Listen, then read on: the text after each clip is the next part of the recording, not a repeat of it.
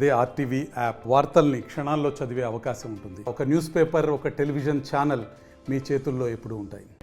రాష్ట్ర వ్యాప్తంగా ఉన్నటువంటి ప్రైవేట్ కళాశాలల్లో అధిక ఫీజుల ఒత్తిడితో విద్యార్థులు చనిపోతున్నా ప్రభుత్వం పట్టించుకోవట్లేదంటూ కూడా విద్యార్థి సంఘాలు వరుసగా నిరసనలు చేస్తున్నాయి. ఈరోజు ఏలూరు కలెక్టరేట్ వద్ద కూడా విద్యార్థి సంఘాల ఆధ్వర్యంలో పెద్ద ఎత్తున నిరసన దిగారు. మనతో పాటు విద్యార్థి సంఘాల నాయకులు ఒకసారి మాట్లాడే ప్రయత్నం చేద్దాం. అంటే చెప్పండి, అంటే ఏం చెప్తారు మీరు? అంటే ప్రభుత్వం అంటే ఇప్పటివరకు కూడా విద్యార్థులు చనిపోతూ ఉన్నారు అధిక ఫీజుల ఒత్తిడితో కావచ్చు, కాలేజీల్లో యాజమాన్యాల ఒత్తిడితో కావచ్చు, ప్రభుత్వం స్పందించిన పరిస్థితి లేదు. ఏం చెప్తారు మీరు? విద్యార్థులు కాలేజీల్లో చదువుకోవడానికి వెళ్ళినటువంటి విద్యార్థులు ఈరోజు ఉదయం ప్రాణంతో ఇంటికి వెళ్తే సాయంత్రం ఇంటికి ప్రాణంతో వస్తాడనే గ్యారంటీ కార్పొరేట్ చైతన్య నారాయణలో, అది హాస్టల్లో చదివేటువంటి విద్యార్థుల యొక్క తల్లిదండ్రులు ఎక్కడక్కడ హోప్స్ పెట్టుకోలేని పరిస్థితి కొనసాగుతూ ఉంది. ఒకవైపు ప్రకటనలకు మాత్రం ర్యాంకుల పేరుతో ఈరోజు తల్లిదండ్రులు మోసం చేస్తూ, మరోవైపు విద్యార్థి సూసైడ్ చేసుకునే విధంగా ఈరోజు నారాయణ కానీ చైతన్య కానీ విధానాలు కొనసాగుతూ ఉన్నాయి. దాన్ని టీడీపీ ప్రభుత్వం ఎక్కడా కూడా దాన్ని అరికట్టిన పరిస్థితి లేదు. ఇప్పుడు మనకి 2014 నుంచి 19 మధ్యలో కూడా నారాయణ విద్యా సంస్థలో కనీసం రోజుకి ఒక 2-3 విద్యార్థులు సూసైడ్ చేసుకునే పరిస్థితి అప్పుడులో ఉంది. అప్పుడు కూడా విద్యార్థి సంఘాలు పెద్ద ఎత్తున నారాయణ విద్యా సంస్థల్ని బాయ్కాట్ చేయాలని, అట్లాగే నారాయణ గారు రాజీనామా చేయాలని పెద్ద డిమాండ్ చేసినా కానీ ఎక్కడ పట్టించుకునే పరిస్థితి లేదు. మళ్ళీ అదే సీన్ రిపీట్ అవుతూ ఉంది. 2024లో మళ్ళీ టీడీపీ ప్రభుత్వం వచ్చింది. టీడీపీ ప్రభుత్వం అనుకూలంగా ఉన్నటువంటి ఎవరైతే నారాయణ గారు ఉన్నారో ఆ విద్యా సంస్థల్లో ఇప్పటికే సూసైడ్లు మొదలయ్యాయి. మొన్న అనంతపురంలో ఒక క్లాసులో ఉన్నటువంటి విద్యార్థి ఆ ఒత్తిడి తట్టుకోలేక డైరెక్ట్గా వెళ్ళి ఒక 4వ ఫ్లోర్ నుంచి ఎట్లా దూకాడని మేము అడుగుతా ఉన్నాం. అంటే ఎంత విద్యార్థికి ఇబ్బంది పెట్టకపోతే, ఒత్తిడి గురి చేయకపోతే ఈరోజు విద్యార్థి అనేవాడు సూసైడ్ చేసుకుంటాడనేది మనం అందరూ ఆలోచించుకోవాలి.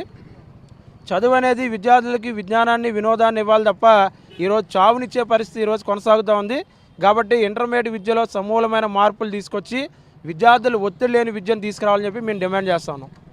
అంటే మీరు చెప్పండి, అంటే ప్రభుత్వం ఒక పక్క విద్యా వ్యవస్థను గాడిలో పెట్టాము, కూటమి ప్రభుత్వం వచ్చిన తర్వాత విద్యా వ్యవస్థ అంతా కూడా సక్రమంగా నడుస్తుందంటూ కూడా మంత్రులు కానీ పెద్ద నాయకులు కానీ చెప్తున్న పరిస్థితి, కానీ క్షేత్రస్థాయిలో ఆ పరిస్థితి ఎక్కడ కనిపించలేదు. విద్యార్థి సంఘాలుగా మీరేం చెప్తారు?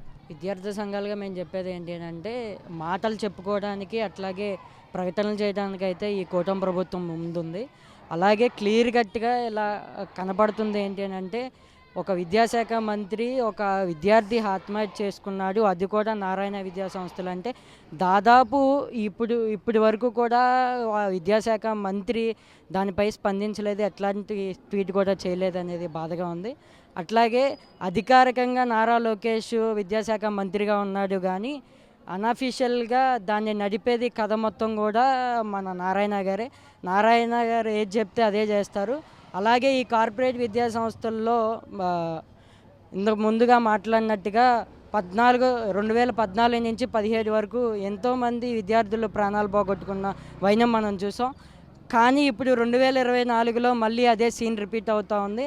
ఎందుకు రిపీట్ అవుతూ ఉంది అంటే, మళ్ళీ టీడీపీ ప్రభుత్వం అధికారంలోకి వచ్చింది. మళ్ళీ ఇరిగిపోయిన రెక్కలు పక్షిలాగా, మళ్ళీ రెక్కలు వచ్చిన పక్షిలాగా ఎగురుకుంటూ అలాగే పిట్టలాగా రాలిపోతే పరిస్థితి మనం చూస్తూ ఉన్నాం.